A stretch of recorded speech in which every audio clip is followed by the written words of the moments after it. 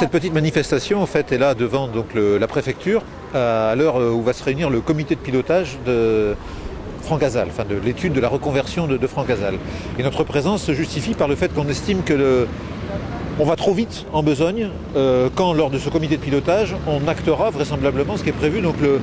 la poursuite d'une activité aéronautique sur ce site. Nous sommes convaincus que l'occasion nous est donnée de reconvertir ce site de Franck-Azal vers des activités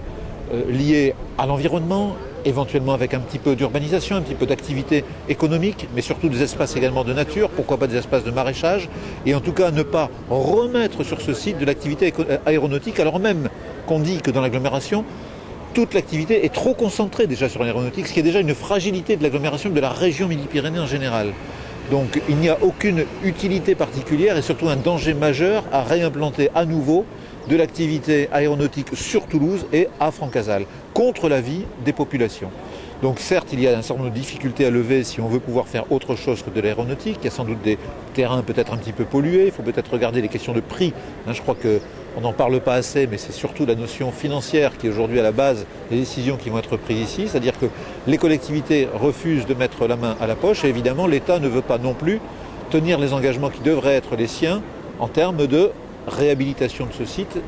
pour l'offrir, j'allais dire quelque part, je ne vais pas dire à l'urbanisation, mais en tout cas à la reconversion vers des activités plus proches de ce qu'on attend, plus proches de ce qu'on a inscrit dans le SCOT, le schéma de cohérence territoriale. Le gros paradoxe ici, c'est qu'on va prendre des décisions alors même que ce territoire immense au cœur de l'agglomération est absent de la réflexion sur le schéma de cohérence territoriale qui va définir ce qu'on doit faire de cette agglomération dans les 20 ans à venir.